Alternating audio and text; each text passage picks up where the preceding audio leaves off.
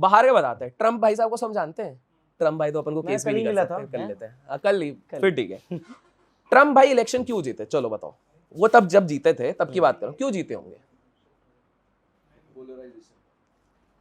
पता नहीं, मतलब क्या भाई कोई बताना चाहेगा व्हाई डोनाल्ड ट्रम्प वॉन? एक तो वो यूएस वाला, वो फेसबुक वाला वो था कि भाई उनको उन्होंने हेल्प किया था एड्स रशिया ने ठीक है।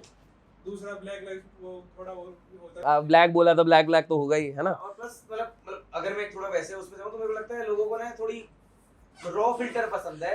डोनाल्ड ट्रम्प मिलेगा रॉ। अब मैं बताता हूँ, उसको सबसे ज्यादा सपोर्ट मिला हेज फंड इंडस्ट्री से। आप लोग जान के हैरान हो जाओगे, दुनिया में हम लोग बोलते हैं ना कि दुनिया को कंट्रोल कर रही है, वो क्या बोलते हैं इसको, illuminati. Hedge fund probably is a more exposed version of Illuminati. They are actually controlling most of the things. हाल फिलहाल में फॉर एग्जांपल जॉर्ज सोरोस का नाम बड़ा उचक रहा था कि इंडियन पॉलिटिक्स में भी बड़ा इंटरेस्ट चल रहा है, इंडिया की चीजों को भी ला रहा है। हिंडनबर्ग रिपोर्ट के टाइम पर भी बहुत सारी खबरें आई थी। जॉर्ज सोरोस नाम का एक बंदा है। जॉर्ज सोरोस बंदा ऐसा है, मतलब थोड़ा गरीब सा बंदा है। 1992 में एक दिन में $1 बिलियन कमाया था। तो हाँ, उसने मतलब वो गरीब है, मतलब गरीब है,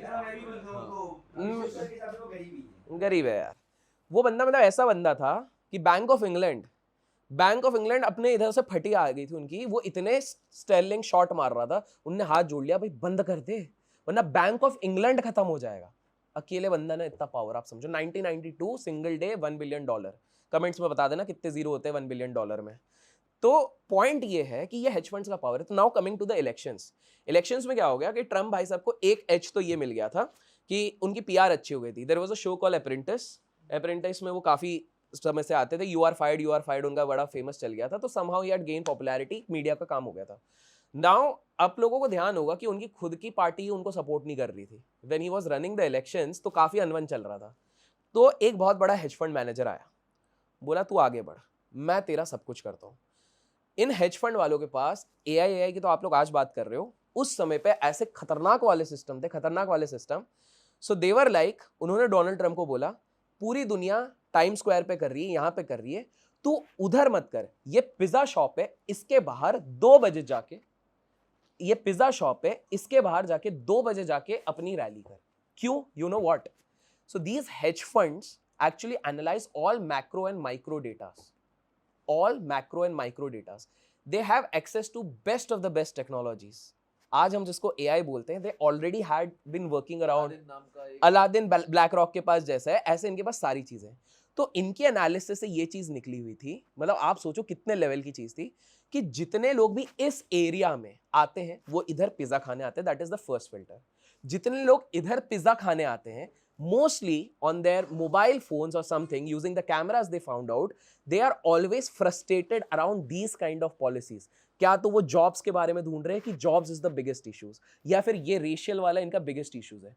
तो ट्रम्प का पूरा स्ट्रैटेजी बनाया गया कि तू इधर उधर क्यों कर रहा है, डायरेक्ट टारगेट ऑडियंस पास जा, which I guess today a lot of digital marketers do on the digital front. ये एक नेक्स्ट लेवल पे जाके, तो ट्रम्प के सारे एफर्ट्स ऑन पॉइंट सारी जगह पे लगे हुए हैं।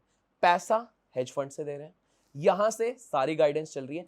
ऐसे खतरनाक सिस्टम, ट्विटर के बेसिस पे उनको स्कैन किया गया कि भैया जो ये सारे बंदे पिज्जा वाले भी जाते हैं, ये ट्विटर पे ये सारी ट्वीट करते हैं, एनालाइज किया जा रहा है कि जो बंदा ऐसा बोलता है, ये बोलता है, वो जाके हिलेरी क्लिंटन को लाइक कर रहा है, तो हमको उसको कैसे शिफ्ट करना है। कैम्ब्रिज एनालिटिका वाला जो पूरा एग्जैक्टली। तो ये एक हेज फंड का आ गया।